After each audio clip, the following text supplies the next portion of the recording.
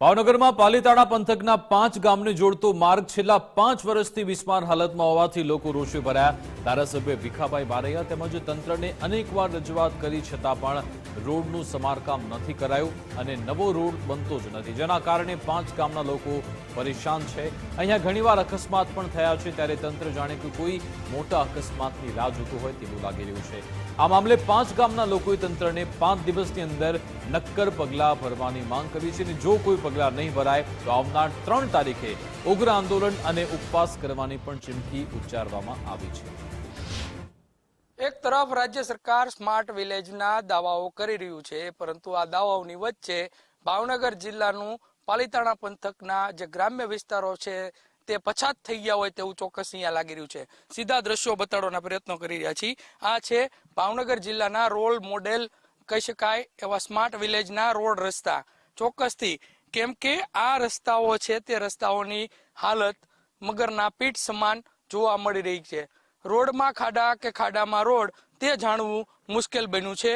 અહીંથી પસાર થતા જે વાહન ચાલકો છે, રાહદારીઓ છે, તે ત્રાહિમામ પોકારી ઉઠ્યા છે।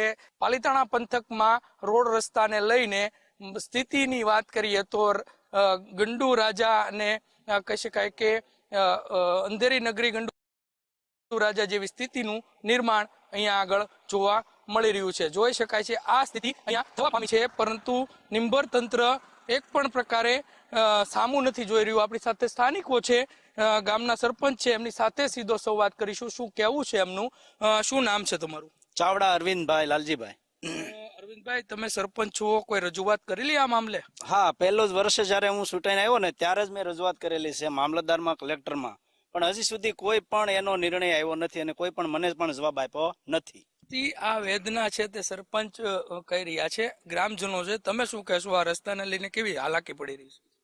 આ રસ્તા માટે વાત કરવામાં આવે તો છેલ્લા 5, 6 થી 7 વર્ષની ગણતરી કરીએ ને તો ખૂબ જ આમ રસ્તો એકદમ ખરાબ થઈ ગયેલો છે।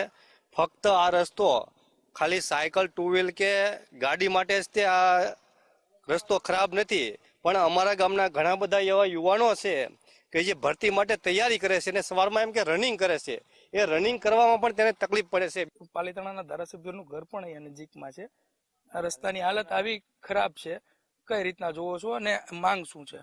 લોકોની માંગ તો એ જ છે કે ટૂંક સમયમાં આ રસ્તા જે પછાત લોકો માટે આ રસ્તાઓ જે છે તે વધારે વધારે વહેલી તકે બનવા જોઈએ।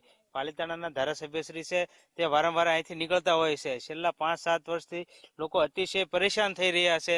લોકોને વારંવાર રજૂઆત કરવા છતાં પણ અંધેરી નગરીને ગંડુ રાજા જેવી સ્થિતિ થઈ છે, જેના કારણે આ લોકોને પછાત વર્ગના ગામો અને અમારા સમાજના ગામો છે તેમાં કોઈ પણ પ્રકારનું ધ્યાન દેવામાં આવતું નથી। અન્ય જે રાહદારીઓ છે એમને પૂછવાનો પ્રયત્ન કરશું, એમનું શું કહેવું છે? કાકા, તમે આમથી આયા, શું નામ છે તમારું અને આ રસ્તો કેવો? બહુ ખરાબ, એટલે લગભગ કેટલા 10 વર્ષ થઈ ગયા છે, રોડ થયો નથી। કારણ શું છે? એ ખબર નહીં, બહુ રોડ બહુ ખરાબ છે, બહુ ખાડાવાળો રોડ, 10 વર્ષ થઈ ગયા છે। તકલીફ કેવી પડે? બહુ તકલીફ પડે।